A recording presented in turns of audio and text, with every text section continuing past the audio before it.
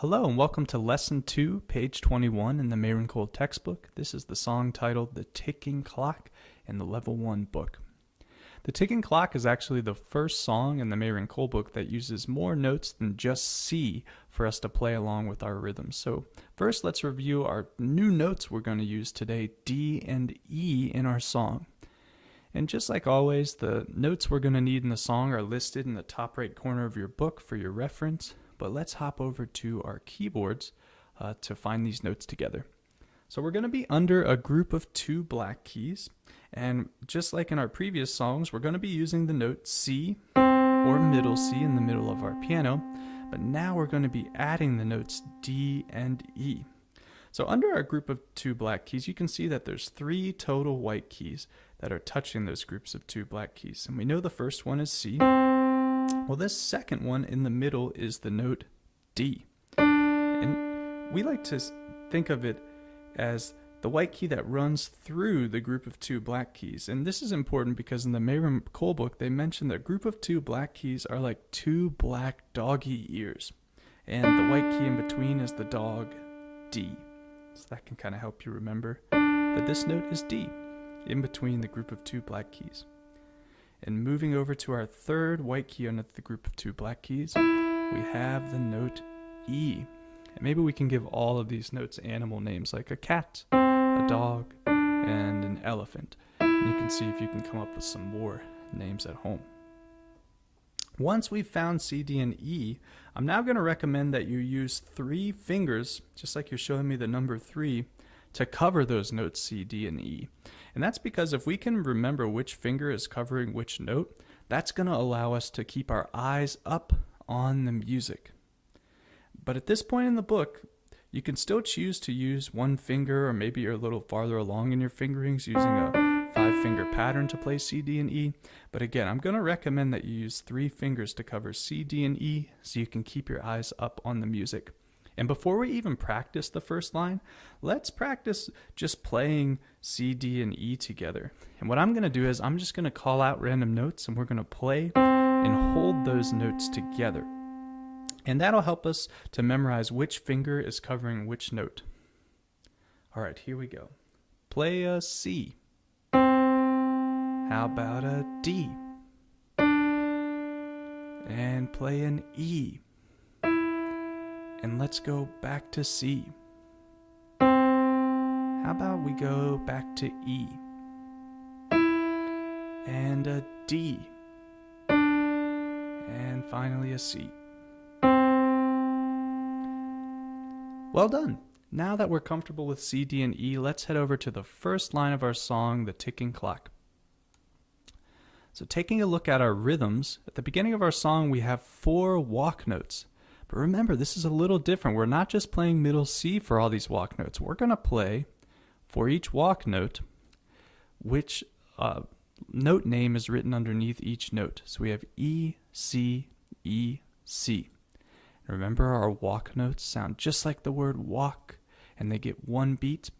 So that first section with E and C is going to sound like this.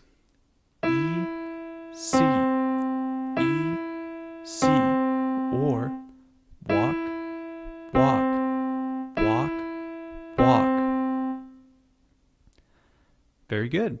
Now the second half of our line, we get 2 more walk notes or quarter notes, and we're playing D, D.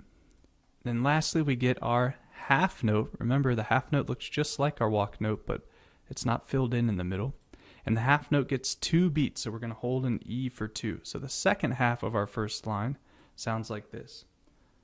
Walk, walk, hold for 2, or D, D, E for 2. Very nice. Let's try to put all that together and play line 1 together. Hands ready on C, D, and E. 1, 2. Here we go. Play E, C, E, C, D, D, E for 2, and off. Great job. Let's move on to line 2. So taking a look at line 2, we have the same exact rhythm and pattern as we had in line 1 with E, C, E, C. But then we have something new, a whole note, which we're going to hold for 4 beats, remember, while we play the note D. So let's give line 2 a try together. Here we go. 1, 2, line 2, play. Play. E, C, E, C, D, 2, 3, 4, and off. Excellent job. And moving on to line 3, it looks like line 3 is the same exact thing as line 1. Those 4 walk notes with E, C, E, C, and then we have D, D, E for 2. But let's still go ahead and give it a try for that extra practice. So here we go, line 3. 1, 2, line 3, play. Play. E, C, E, C, D, D, E for 2, and off. Excellent work, and now we're on the last line of our song. And first thing I notice here is that we have the same rhythms as lines 1 and 3. But the notes have changed. We have E, E, D, D, C, C, C for 2. And this pattern is actually pretty easy to play once we see it visually on our pianos, and we can see that we're just moving down from E, E, down to D, D, D, then down to C, C, C, C for 2. So let's go ahead and give the last line a try of the ticking clock. 1, 2, last line, play, play.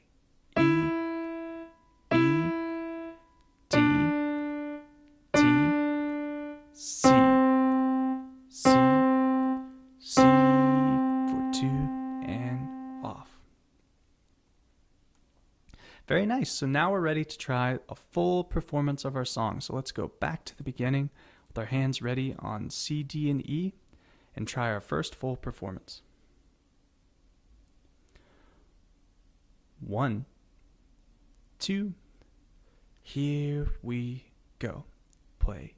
E, C, E, C, D, D, E for 2. Second line.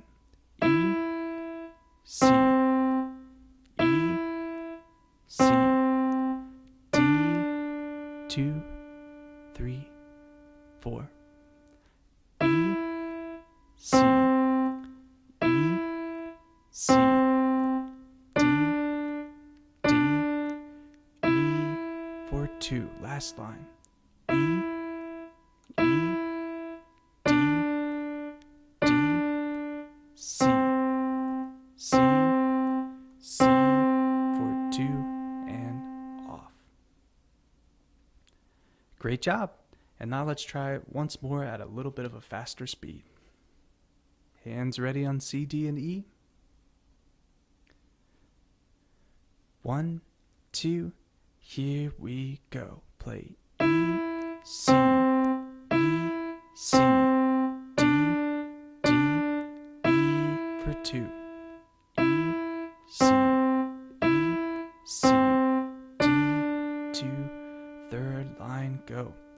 E, C, E, C, D, D, E for 2.